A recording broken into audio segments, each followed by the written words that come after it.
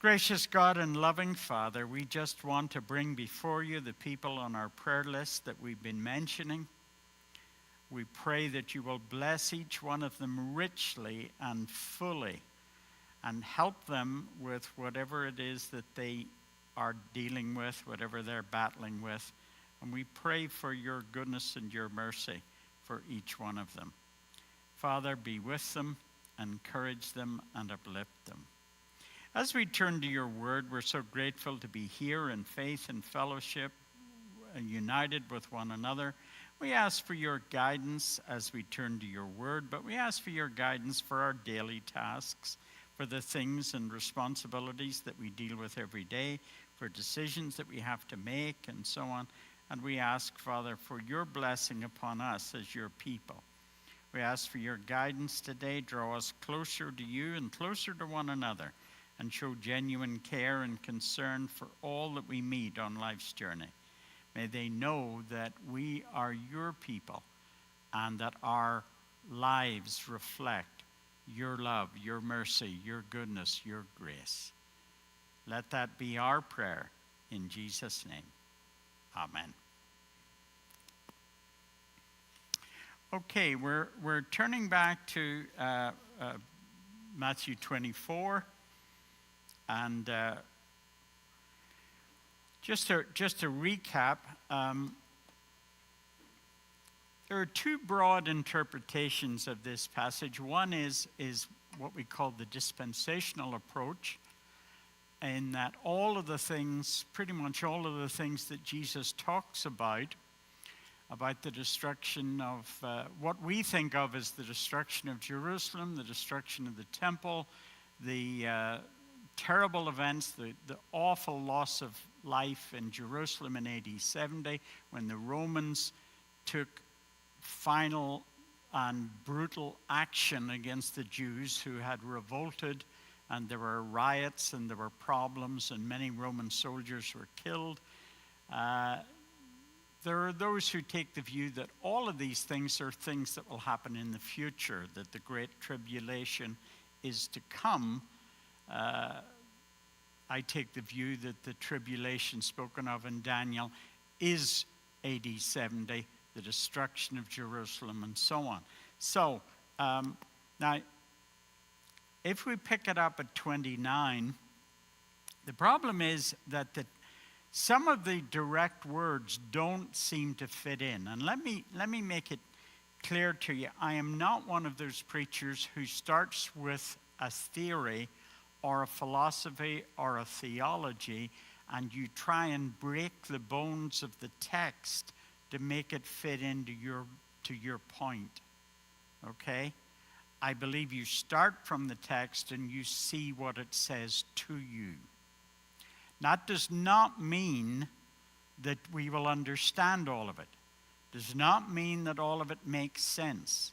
Does not mean as we look at it we say, oh yes, I see exactly what Jesus is saying. Most times we do, because most times there are things that are not complicated, they're not difficult, the interpretation is relatively easy, and so on.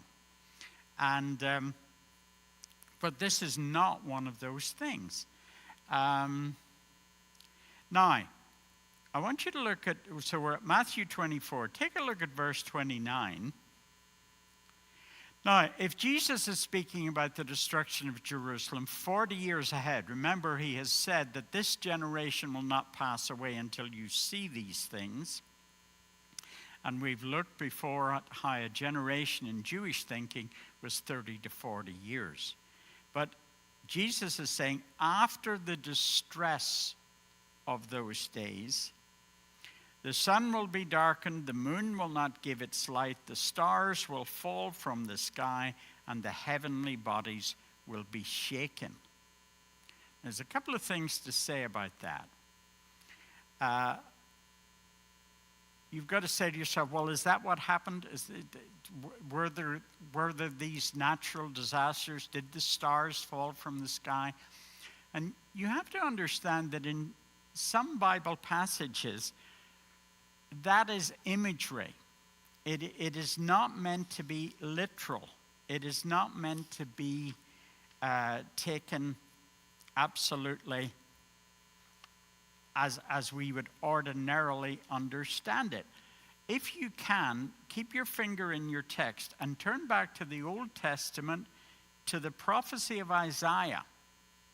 You can find Isaiah. He's pretty much in the middle of the book.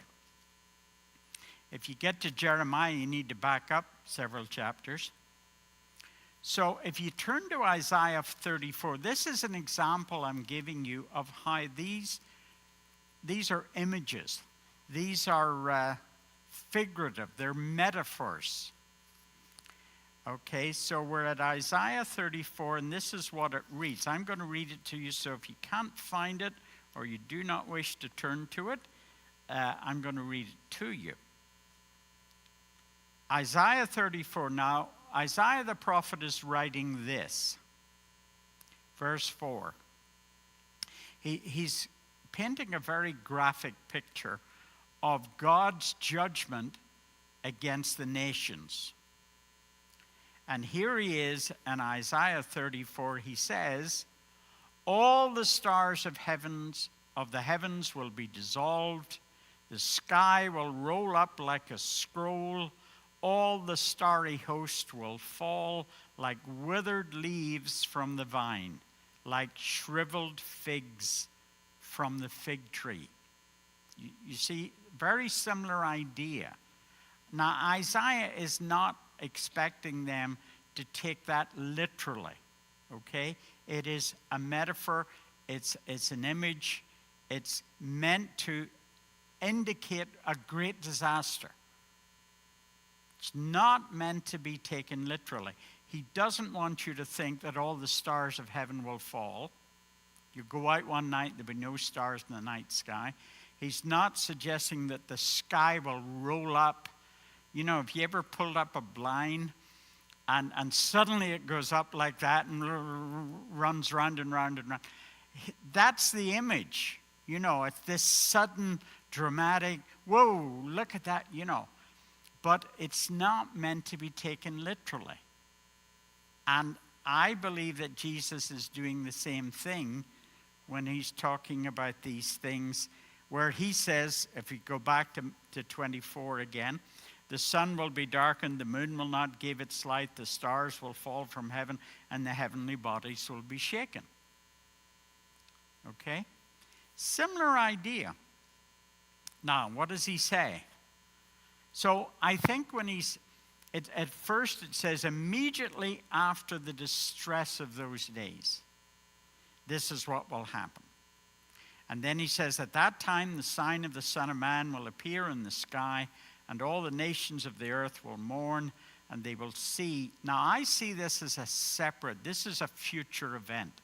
This is Jesus coming back, what we call the second coming back at this point, and all the nations of the earth will see him.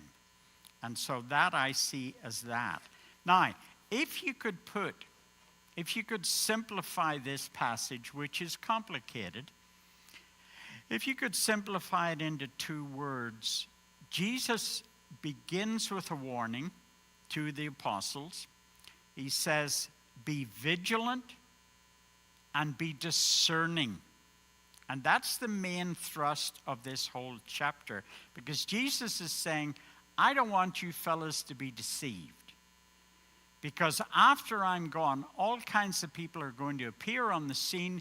They're going to be plausible. They're going to be persuasive. They're going to be charismatic, some of them.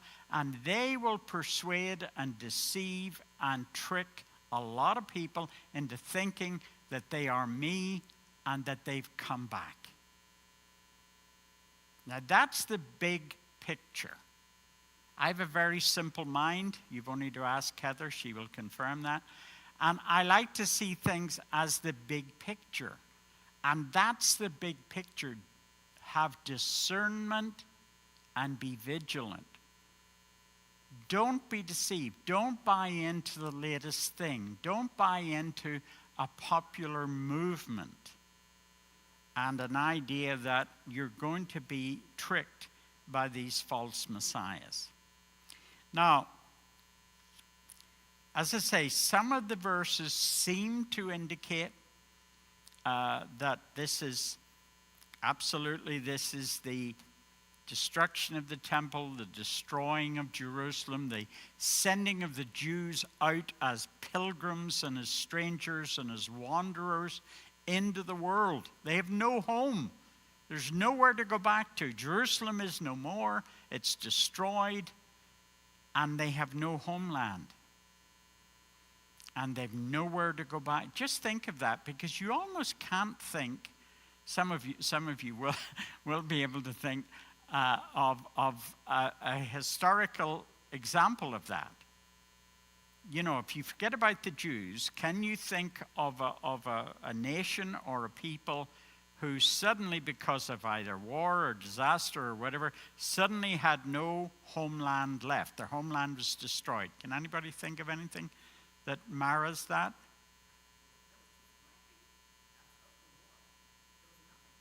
Right. And that's a very good analogy. Jan is saying about freed slaves. Suddenly you had nowhere. At least on the plantation, you went home. And while they may not have treated you well, and some treated their slaves well and some didn't, you had a place to go. You were fed. You had a roof over your head. But after the freeing of the slaves, then slaves find themselves, well, where do we go? And that's a very good analogy. I hadn't thought of that image. But if you think of other nations of the world, I can't think of any where suddenly you had no homeland anymore. It's not even true of Poland.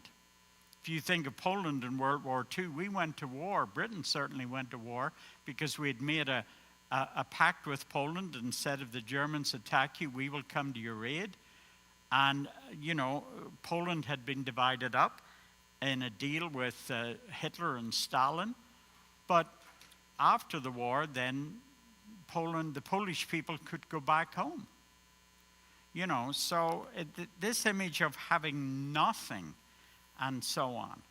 Now, one of the things I want to say to you about prophecy is a very tricky thing, because most biblical prophecies have a twofold message. Most prophecies have the image of an immediate or a soon-to-happen fulfillment. That's like the top layer, if you like, of the prophecy. And then also in biblical prophecy, there's an ultimate fulfillment. Are you getting what I'm saying? There's an aspect of what you're being told is going to either immediately happen or soon happen. And then there's a layer below it which says, but in the future, this will happen. It's a follow-up to the prophecy. And obviously, you know, prophecies they're like a fork. They have two prongs. And one is saying, right, this is going to happen to you very soon, if it hasn't already started. And then this is going to happen down the line.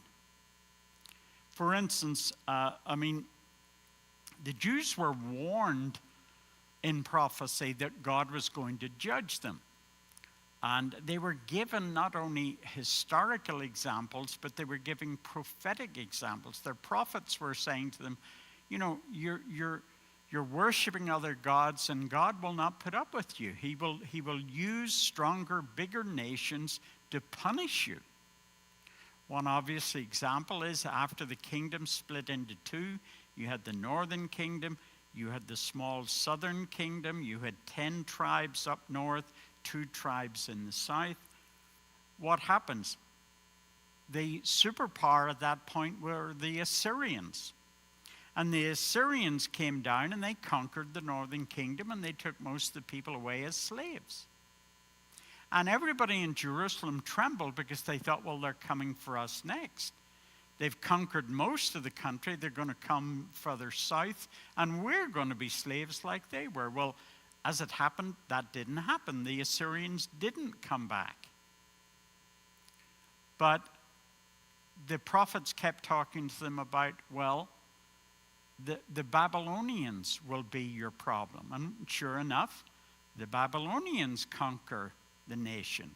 And if you read Daniel chapter 1, that's the teenager Daniel's account of how he and his friends were taken off into captivity. That's the first invasion of Jerusalem by the Babylonians. And the prophets kept saying, God is going to punish you because you're unfaithful to God. That was level 1 of the prophecy. But here was level 2. That was, in other words, that was saying, this is very soon going to happen to you. But the second prong on the fork, if you like, was saying, but there's hope. God is going to bring you back. It's not going to be a destruction forever. You're not going to be slaves forever. You're not going to be in Babylon forever. God is going to make things happen that you can come back to your beloved Jerusalem and that you can restore everything and move forward. That was the two parts of the prophecy, and that's exactly what happened. We know they come back. The book of Ezra is about rebuilding the temple and the worship. The book of Nehemiah is about rebuilding the city, rebuilding the walls, rehanging the gates, making the city safe for people to live in, and so on. So, now, as we move on from this, let's pick it up at verse 36. Now, having said about all these things, pick it up at verse 36. No one knows about that day or hour, not even the angels in heaven, nor the Son, but only the Father. As it was in the days of Noah, so it will be with the coming of the Son of Man. In other words, Jesus is talking about his second coming. And he says, just like it was in Noah, everything was going along. It was a normal day. People were doing their everyday things. They didn't know that God was going to send a flood and so on. And, you're thinking about these things. And it was, when the coming of man will be, it'll be just like it was for Noah. You think about Noah. I mean, what happened with Noah? He was the one guy building an ark. He was laughed at. He was mocked by all his neighbors. They made fun of him. The very people who mocked him were the people hammering on the doors of the ark when the floods came, saying, you know what? No, you were right after all. We were all dumb. We didn't pay attention, and so on. But in between that time, when he was building the ark, things were perfectly normal. Things were just going ahead as normal. Now, Jesus talks a lot about wars and rumors of wars and natural disasters. Now, are there more wars or are there more natural disasters today than, say, in the 1850s? If you think there are more, put your hand up. Okay. Here's what I think, and this is just my theory. If there was a disaster in Africa, in Egypt, in South America, it was 5 weeks before the news leaked through and the news appeared in the New York Times.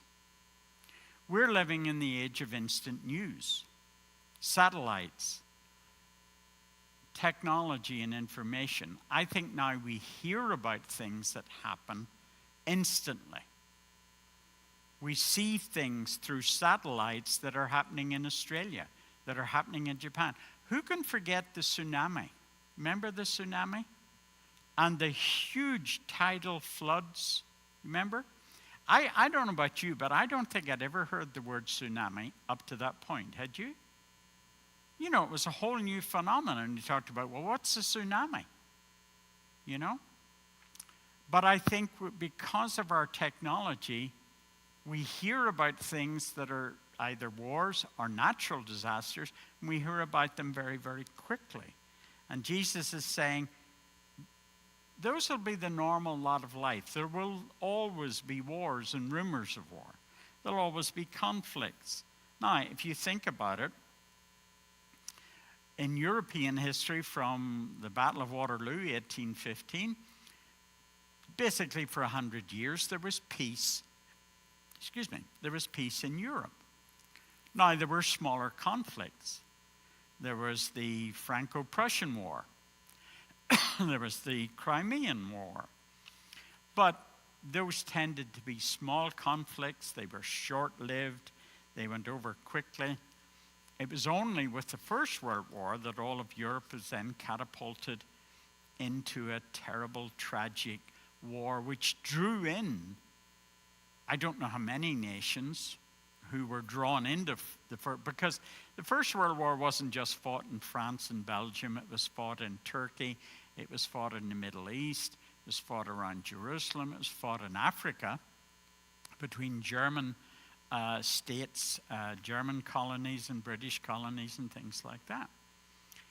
Anybody like to guess how many million people were killed, either directly or indirectly, in World War I?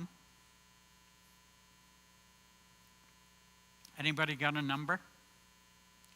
Okay, apparently the number is, and this is sort of a conservative number because I have heard historians give a much higher number.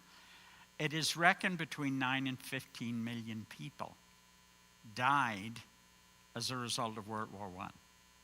That's a huge, it's a mind-blowing number, isn't it? And, World War I led to World War II. And then since then, if you think about wars and rumors of wars and things, you think about the Cold War, the Korean War, the Vietnam War, the Six-Day War, the First Gulf War, the Second Gulf War, the Afghanistan War. And then you have the natural disasters. You have floods and earthquakes and tsunamis and tornadoes and hurricanes. And we see those in great detail across the world.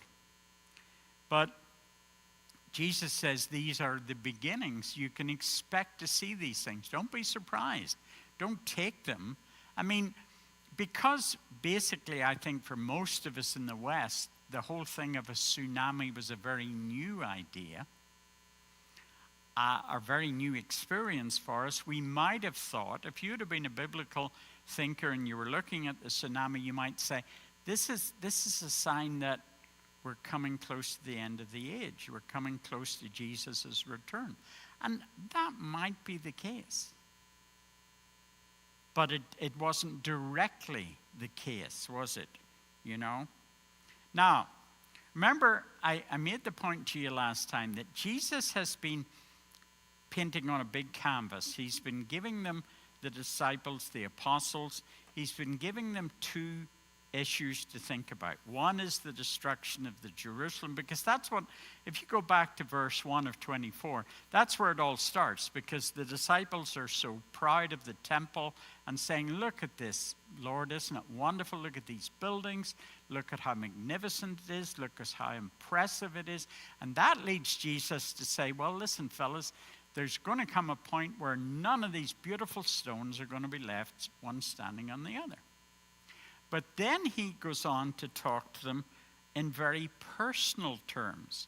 Now, having talked about all of these things, about the natural disasters and so on, he goes on to warn them personally that they are going to be subject to persecution, that they are going to face problems, that when he's gone and they are his representatives on earth, when they're going out into the countryside, the nations of the world, with the story of his life, his death, his resurrection, they're going to face all kinds of problems.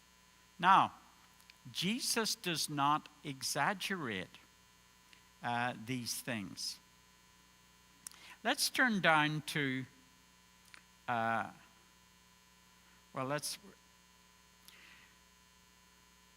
if you pick it up at verse 9 of 24, here's where he turns from the big picture to the personal picture, verse 9.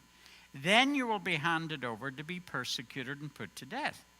You'll be hated by all nations because of me. At that time, many will turn away from the faith and will betray and hate each other. Many false prophets will appear and deceive many. Because of the increase of wickedness, the love of most will grow cold, but he who stands firm to the end will be saved. and this gospel of the kingdom will be preached in the whole world as a testimony to all nations, and then the end will come. There's another indication about the timeline. The gospel will have to be preached to all nations. But let's go back a few verses. He's saying not only will there be a national disaster for the Jews, for your nation, for your city, but there'll be problems for you. There'll be persecution outside the church, and there will be pressure within inside the church. People will abandon their faith, Jesus says. There'll be false teachers, there'll be heresy, and so on. Now, Jesus does not exaggerate. Think about the Acts of the Apostles. Think about the book of the Acts. Let me just bulletin point what happens to the early church, and keep in your mind what Jesus has said about persecution and problems and difficulties for the infant church, the church that he leaves behind, the apostles starting to go out. Think about these things. First thing that happens is in Acts 4, Peter and John are arrested. Two leading disciples are suddenly put in prison in Jerusalem. Now, they're ultimately released, but they are arrested. There's the start of the persecution. Then in Acts 7, you have the first Christian martyr. Stephen is stoned by the Jews for his faith. Then in Acts 8, you have the persecution against Christians in Jerusalem.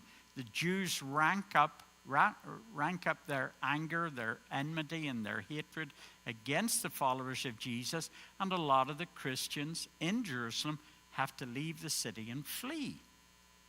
Then in Acts 12, you have the martyrdom of James, the first of the 12 apostles who dies for his faith. Then you have Peter put in prison. Then in Acts 16, you have Paul and Silas beaten, imprisoned in Philippi. Then you see Paul escaping from an angry mob in Ephesus. Some people think that he was imprisoned in Ephesus much longer, and we don't have all the details, but that's just one theologian's view on it. When I say one theologian, there are more than one, but that's what I'm saying is you can't verify it. If Paul was in prison in Ephesus for a longer period, we don't know about it because it didn't make its way into the New Testament. Then you have Acts 21. You have Paul arrested in Jerusalem, transported to Rome to stand trial before the emperor. And the rest of Paul's life, as we find it in the Acts of the Apostles, he was either under house arrest, he was either briefly set free for a period, he's set at liberty, then he was imprisoned again, this time under the palace in Rome and the cells under there, and then he was executed. So when Jesus says you're going to face all of these things, did Jesus either soft pedal it or exaggerate it? You see in those bulletin points all the things that the apostles faced right away.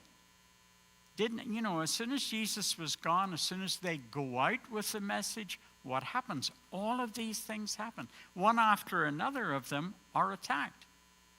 Peter and John arrested, Stephen stoned and killed, persecution against the ordinary church members in Jerusalem, James, the brother of John, the apostle, he's the first apostle to die, Peter put in prison, Paul and Silas imprisoned and beaten, Paul arrested and transported under guard to Rome and so on. You see it. You see how the persecution that Jesus spoke about is very real. But you notice what he says. He says that, look at verse 14 again. This gospel of the kingdom will be preached to the whole world as a testimony to all nations, and then the end will come. Heather and I were involved back in Belfast in what was called, I don't know if you've ever heard of this organization, they're called the Wycliffe Bible Translators. Anybody heard of the Wycliffe Bible? Some of you have. They work as the name suggests, to translate the Bible into different languages and different dialects and so on, so that people can go out and can share the message with people in foreign lands in their own native language. You can imagine it's much easier that way. It's much clearer if people can hear it in their language. They can hear the Acts of the Apostles read to them. And can you guess how many languages there are in the world? Anybody like to have a guess? Yes, thousands. You're on the right track. There are thousands. Anybody like to guess at a number? No? What, Van? 25. No, it's not as many as that. There are 7,000 plus languages in the world. No wonder they can't understand you at Fry's. But just think of it, 7,000 languages in the world. Those are the ones we know about, and they keep discovering other tribes or other groups, and they speak a version. By the way, Gaelic, people, when they hear you're from Ireland, they always ask you, well, can you speak Gaelic? And my answer is no, because if you were a Protestant in Northern Ireland, you didn't learn Gaelic. If you were a Catholic, you learned Gaelic. Gaelic, and here's the other thing, Irish Gaelic is different from Welsh Gaelic, is different from Scottish Gaelic. There are certain words that are similar or the same, but they are honestly three distinct languages. What's that?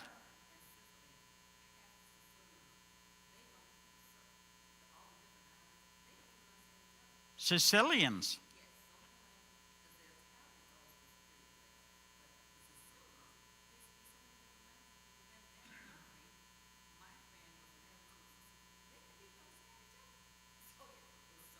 So Sicily, has anyone experienced that? You ever gone to Sicily and find all the different languages? Yeah. They don't understand each other. That would make marriage fun, wouldn't it? No, I said shepherd's pie, or something. But there are 7,000, just think of it, 7,000 plus languages. And there's an example, silly example, but Gaelic in a very small island, Britain, you've Scottish Gaelic, you have Welsh Gaelic, you have Irish Gaelic. And they're all separate, they're all distinctive, they're all different. Having said that, they spend a lot of money. This is just an aside. They spend a lot of money keeping these languages alive. I mean, if you go to Ireland, there are about 4 Gaelic-speaking regions in Ireland, but the Irish government spent millions keeping the Gaelic language current. They try and teach it in community colleges and things. They try and encourage young people to learn it. To be honest, they once they leave school, they have no interest in, most of them have no interest in learning it and so on. And you have only very small parts. It's the same with Wales. You go to Wales and most of the country doesn't speak Gaelic. You'll find the southwest is one of the areas where it's a strong Gaelic speaking, and the same with Scotland. You'll find it in the islands, and you find it way up in the north of Scotland, way up in the Highlands. There are Gaelic speaking regions, but the vast majority, like 97% of people do not speak it in each place. But I'm just using that because Jesus is saying, my mission, my message, my gospel, my truth will go out to the world, and there will come a point where everyone in the world has had the opportunity to hear of me, to learn of me, and to hear it in their own native language. And Wycliffe are amongst the leading people who teaching and translating the Bible. Now, obviously they start, because it's a huge task, they start with Gospels, And then they expand it a bit more and they translate the Acts of the Apostles and so on. They don't go for a whole Bible. Eventually they get a whole Bible, but they don't start there. And so on. So here is Jesus saying, that is what will happen. Now, let's move into the last part of the book. And again, Jesus returns to the idea of vigilance and watching. Take verse 42. Therefore watch, because you do not know on what day your Lord will come. But understand this, if the owner of the house had known what time of night the thief was coming, he would have kept watch and would not let his house be broken into. So you must be ready, because the Son of Man will come at an hour when you do not expect. I've used this illustration before, but there was great excitement when it turned into the year 2000. Do you remember that? And there was all kinds of speculation. This is the moment Jesus will return. And we were told our computers would crash. They would be no use to us. Sometimes they're not much use now, but they would be no use to us because all this technology would fall apart. And so, well, it didn't happen, did it? And Jesus didn't come back in the year 2000 simply because of what it says. Nobody will know. It'll be unexpected. It'll be sudden. If you're expecting it, if you're sitting waiting for it, you can't describe it as being unexpected. And so Jesus, again, as he draws this chapter to a close, he's saying that you've got to be vigilant, you've got to be watchful, and so on. Let's move on to the parable of the 10 virgins. And because this is kind of as I say, he draws the passage to a close with the idea of the wisdom of vigilance. By the way, if we think of Jesus coming unexpectedly, I mean, almost every either man-made disaster or natural disaster happens unexpectedly, doesn't it? You think of things like Pearl Harbor. You think of the sinking of the Titanic. You think of September 11th. You think of the tsunamis.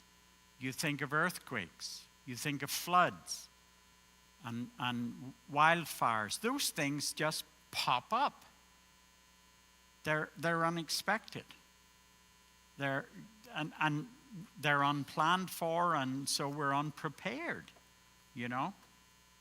And by the way, one small thing, and I don't want to spend too much on this.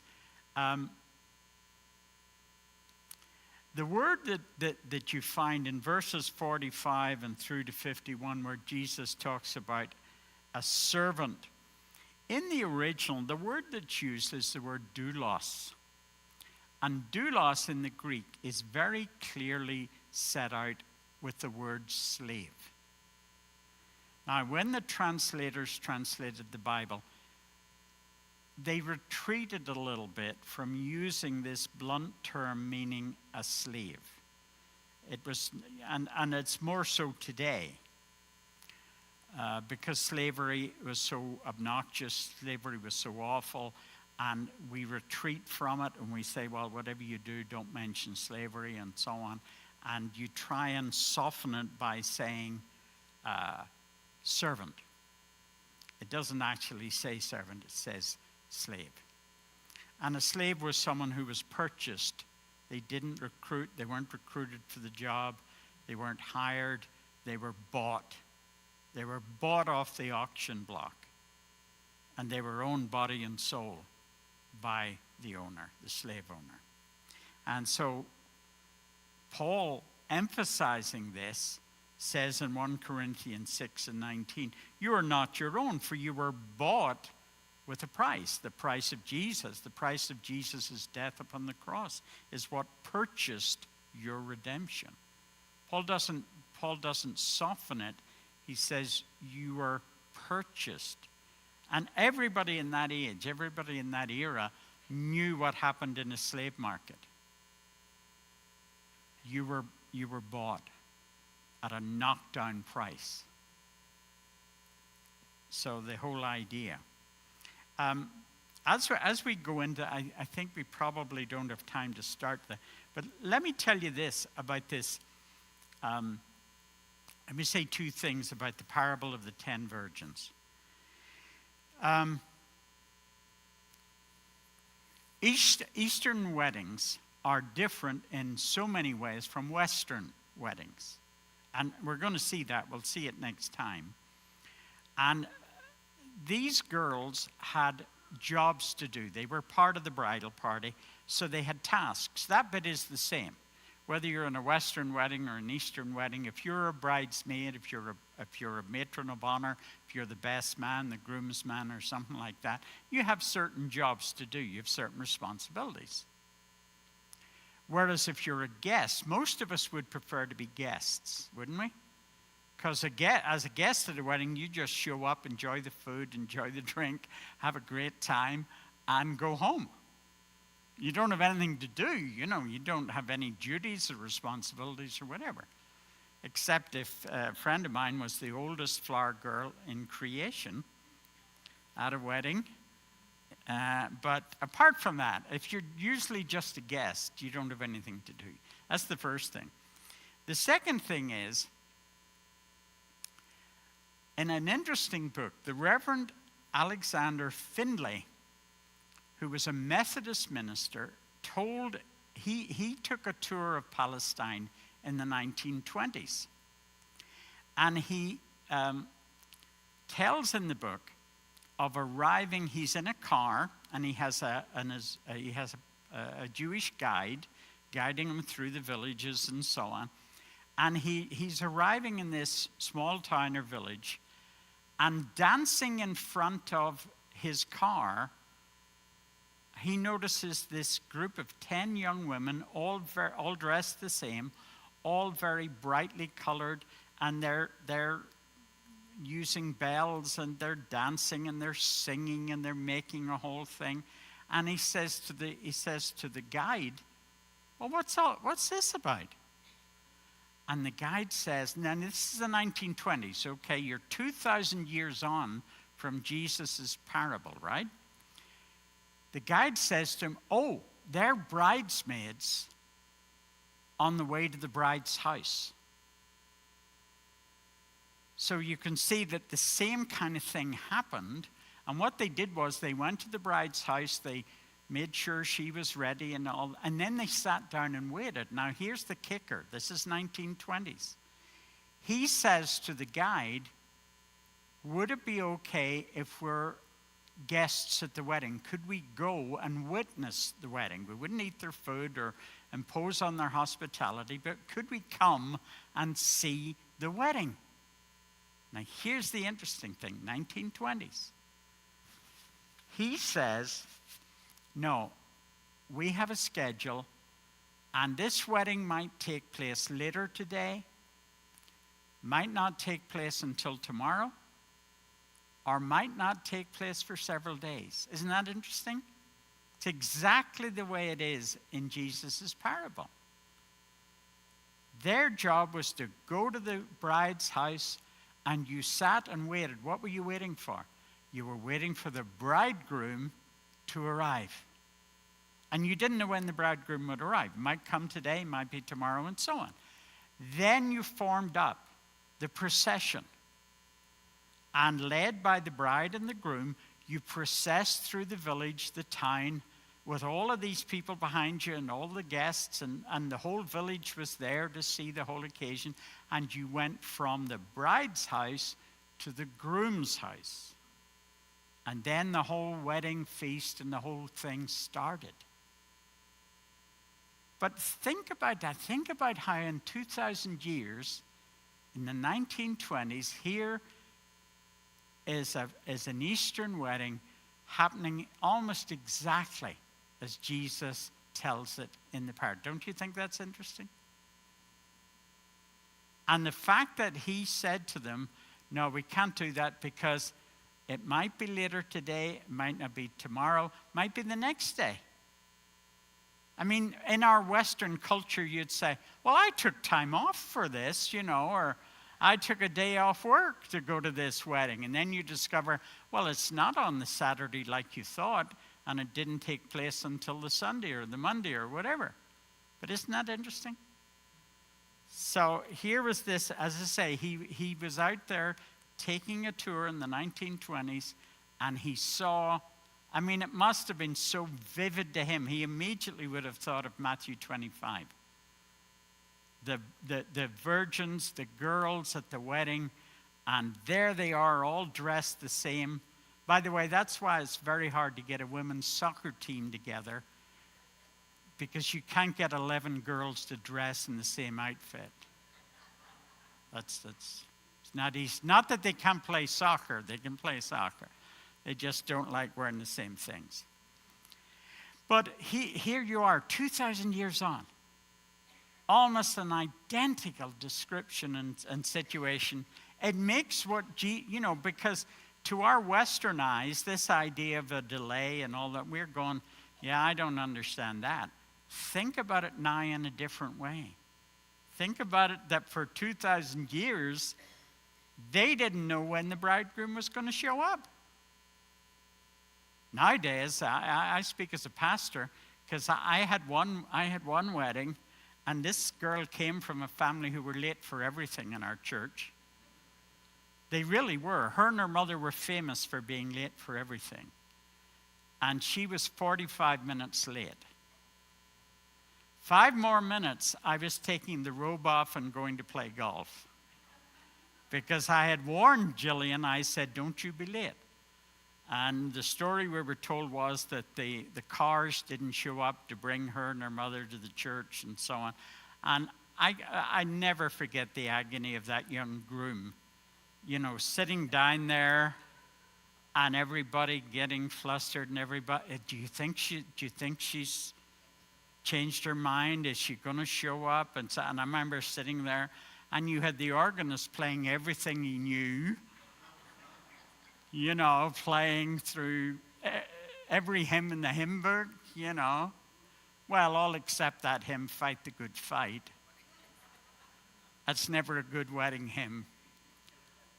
But 45 minutes, no idea how long 45 minutes is when you're waiting for a church service, a wedding to begin, But has anyone got any questions? We're going to see the Eastern wedding, and because of that illustration which I came upon, I think it opens our eyes to how different these things were, and it makes the explanation Jesus gives less cryptic. Anybody got anything they want to say? No. Jan. Yes.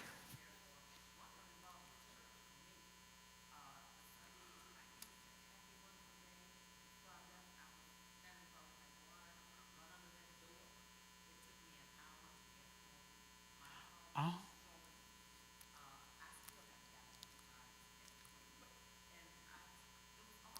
Yes. I know. Does everybody remember the Sunday of the flooding? Do you remember when we had all that rain? Jan Ferguson nearly floated away. She was turning on 99th to get to her street, and the car started to go sideways. There was so much water. And I remember having to go the long way home, and explaining it to Heather, and Heather was like, because she never experienced it, Heather was like, yeah, I'm sure it was awful. Yeah, she couldn't picture it, she couldn't imagine it. I said, well, you really, it was crazy, and so on. And you're trying to get across to somebody who wasn't there how dramatic it was, Yeah, no. Yeah.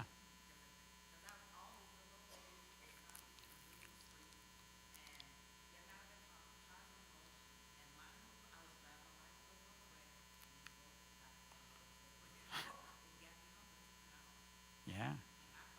But you lost your car because of... Oh, your Lexus. No, of course not. And you lost your car. Did anyone else lose a car because of flooding? No? Chris? Sumos? Same idea. Her car got flooded. Randy? Oh, did she? Okay, so there was a bunch of people. But I mean, it was so unexpected, wasn't it? I can remember standing with 30 people out there looking out the front doors and seeing the rain come down, and people were wondering were they going to make a run for the car or whatever, And then once you got into the car, your troubles began, Anyway, okay, folks, we're going to pick it up at 25 next week. We're going to look at a wedding in the East. Okay, thank you, everybody.